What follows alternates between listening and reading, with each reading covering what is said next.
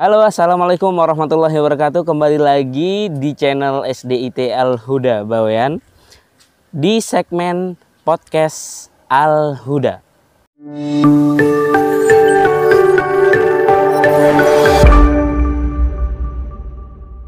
Hai sahabat Al Huda di luar sana, ya kembali lagi di segmen serba-serbi SDIT Al Huda yang akan sedikit membahas apa saja yang telah dilakukan sama SDIT Al Huda atau yang telah dihasilkan dari lembaga ini, atau sedikit berbincang bersama salah satu siswi SDIT Al Huda yang dia adalah salah satu siswi unggulan dari SDIT Al Huda. Nah, sebelumnya saya mungkin akan sedikit memperkenalkan diri. Nama saya Ustadz Rizky Saputra dan saya di sini sebagai konten kreator di dalam lembaga ini dan juga mengarungi beberapa stakeholder yang ada di dalam sini. Nah, langsung saja, mungkin semuanya pada penasaran di samping Ustadz Rizky ini ada siapa. Nah, ya kita akan melakukan perkenalan, tak kenal maka tak sayang. Maka dari itu Ustadz akan mempersilahkan kepada siswi yang di samping Ustadz untuk memperkenalkan diri, siapa namanya, kelas berapa, dan dari mana. Silakan. Hai sahabat SDIT Al Huda, perkenalkan nama saya Aisyah Ramadhani, biasa dipanggil Ais. Sekarang saya duduk di kelas 6 dan saya berasal dari Makassar. Oke. Tadi namanya Mbak, berarti panggilannya Mbak Ais, ya. Mbak Ais, satu mungkin yang Ustadz Rizky untuk mengawali pertanyaan ini, yaitu apa sih yang memotivasi Mbak Ais ketika Mbak Ais mulai pingin masuk ke jenjang sekolah dasar? Kenapa memilih SDIT Al Huda? Karena saya melihat kakak sepupu saya mendapatkan juara, dan di situ saya juga melihat kakak saya ketika mengaji tartil dan bacanya bagus. Berarti salah satu yang memotivasi Ais untuk memilih SDIT Al Huda adalah karena ketika Ais melihat kakak sepupu yang pintar mengaji dan juga mendapatkan prestasi di dalamnya, ya. Nah, pertanyaan keduanya Ustadz, ya, mulai dari kelas berapa Ais sudah mulai mengikuti berbagai macam kompetisi mungkin atau berbagai macam lomba? Mungkin bisa diceritakan ke teman-teman atau di sahabat Al Huda biar mereka sedikit mengetahui dan terinspirasi dari mungkin apa yang Ais ceritakan atau Ais sampaikan.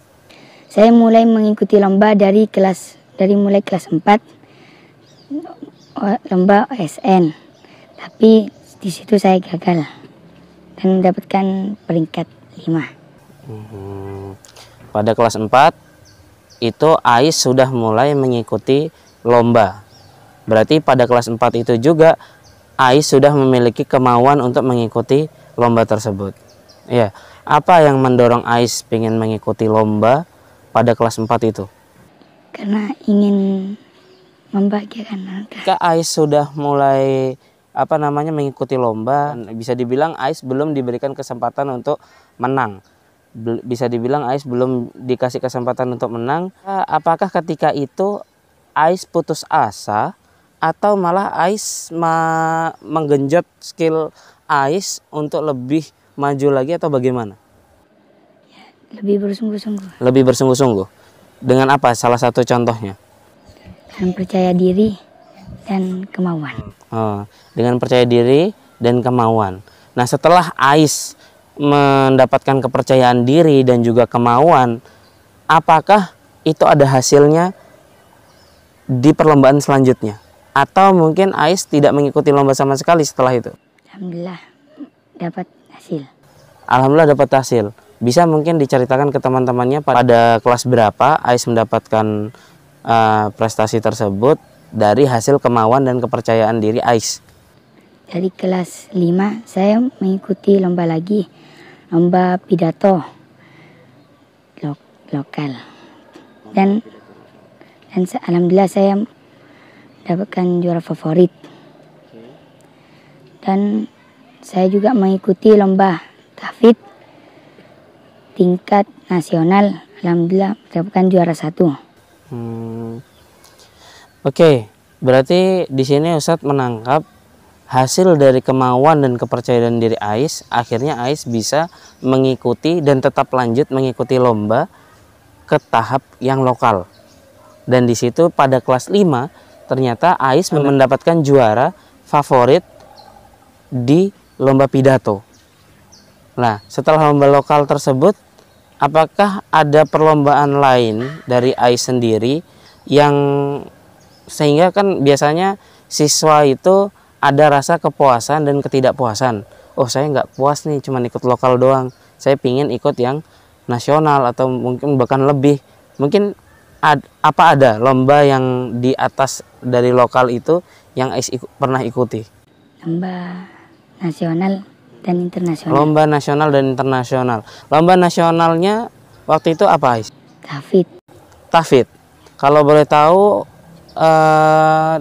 Ais mendapatkan di peringkat berapa dan juga dalam kategori apa lombanya? Juara 1 dan kategori tahfidz. Kategori tahfidz. Di surat apa kalau boleh tahu, Ais? Surat Al-Mutaffifin, dari ayat 1 sampai habis. Nah, mungkin Ustaz Rizky boleh ya mendengarkan sedikit lantunan surat Al-Mutaffifin yang kemarin Ais lombakan di tingkat nasional dari ayat 1 sampai ayat 3. Nah, silahkan. A'udzu billahi minasyaitonir rajim. Bismillahirrahmanirrahim. Wailul lil mutaffifin alladzina idza iktalu 'alan nasi yastawfun wa idza kaluhum aw wazanuhum yukhsirun. Shadaqallahul azim. Allahumma arhamna bil Quran.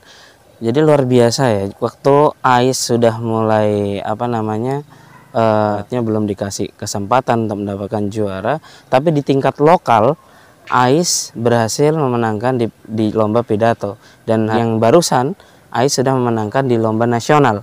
Nah, kalau boleh tahu waktu itu perlombaan yang diadakan itu secara tatap muka atau melalui daring? Melalui daring. Melalui daring. Berarti di masa pandemi Ais masih bisa berprestasi. Iya. Oke.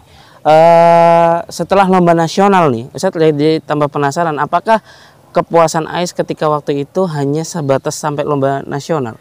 Tadi Ustaz mendengar sedikit katanya mengikuti lomba internasional. Kalau boleh tahu lomba apa yang Ais ikuti di lomba internasional? Saya mengikuti lomba I2CYMS. Oke, I2CYMS. I2CYMS itu ketika itu Ais ikut berapa tim? Di satu timnya mungkin ada berapa, atau sekolah SDIT mengirim berapa tim dengan berapa anak, dan juga mendapatkan apa dari perlombaan itu? Ada dua tim, dan satu tim terdiri dari 5 anak, dan saya termasuk anggota pentor. Berarti ada 2 tim di dalamnya, dan di 2 tim itu ada tim pentor sama tim sabengan. Ais yang ada di tim pentornya. Nah, ketika itu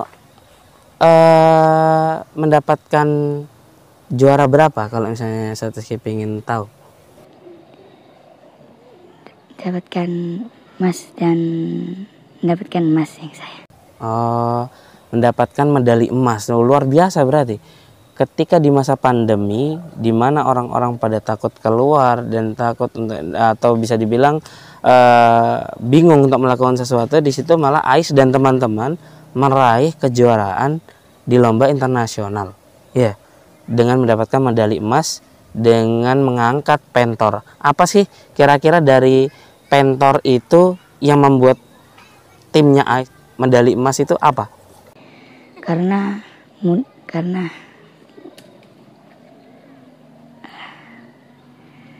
bahannya murah, terus tidak merusak lingkungan. Oh, jadi di situ timnya Ais semacam meneliti atau bagaimana? Meneliti. Oke. Ini sangat menarik, sahabat Al-Huda. Di masa pandemi, teman kita yang bernama Aisyah Ramadhani ini bisa berhasil mendapatkan banyak prestasi dari tingkat lokal, nasional, hingga internasional. Nah, ketika Ais sudah mendapatkan medali emas seperti itu, apa yang menyebabkan Ais bisa sampai di titik medali emas? Apakah didukung penuh sama orang tua atau bagaimana? Mungkin bisa diceritakan ke teman-teman yang menonton ini. Karena kesungguh-sungguhan dalam belajar dan percaya diri. Percaya diri. Oke, berangkat dari satu kemauan yang kuat dan juga kepercayaan diri yang luar biasa. Dari yang pertama gagal di kelas 4 atau belum dikasih kesempatan untuk mendapatkan juara, ternyata di kelas 5 dan di akhir pendidikannya dia di SD, Mbak Ais ternyata sudah bisa menghasilkan berbagai prestasi, yaitu lokal, nasional maupun internasional. Nah, mungkin di luar sana banyak yang bertanya juga, katanya di SDIT ada tahfidnya. Ya benar Mbak Ais. Nah, kalau boleh tahu nih, dari kelas 1 sampai kelas 6 Ais mulai tertarik dengan tahfidz Quran itu di kelas berapa? Soalnya dari kelas 2 tapi belum bisa banget baca Quran. Oh, sudah mulai dari kelas 2 tapi karena belum lancar baca Quran jadi belum bisa mendalami. Nah, oke. Ketika kelas 2 belum dapat, berarti mulai hafalannya dari kelas berapa? Dari kelas 3. Dari kelas 3. Dari kelas 3 sampai sekarang sudah mendapatkan berapa juz kalau boleh tahu? Alhamdulillah 5 juz. Alhamdulillah 5 juz. 5 juz. Mungkin boleh Ustaz Rizky sedikit mendengar hasil dari hafalannya Mbak Ais ya di juz kedua pojok pertama. A'udzu billahi minasy syaithanir rajim. Bismillahirrahmanirrahim. Sayaqulus sufaha'u minan nasi ma wallahum an qiblatihim allati kanu 'alaiha. Qul lillahil masyriqu wal maghrib yahdi man yasha'u ila siratin mustaqim. Shadaqallahul azim. Allahumma arhamna bil Quran. Oke, Mbak Ais kan sudah sampai 5 juz nih tahfidnya. Ada nggak kira-kira kesulitan di samping Mbak Ais menghafalkan, tapi di samping itu juga Mbak Ais bisa meraih banyak prestasi? Kira-kira apa kesulitan di dalamnya? Ketika mau menambah hafalan. Waktu ketika mau menambah hafalan. Oke, terus strategi apa atau bagaimana caranya Mbak Ais mengatur waktu biar bisa menambah hafalan juga bisa mendapatkan atau bisa belajarnya yang lain hingga mendapatkan prestasi? Mungkin bisa sharing ke teman-teman sahabat Al-Huda agar sahabat Al-Huda juga mungkin sedikit belajar dari Mbak Ais. Ketika waktu kosong ya gak main, hafal.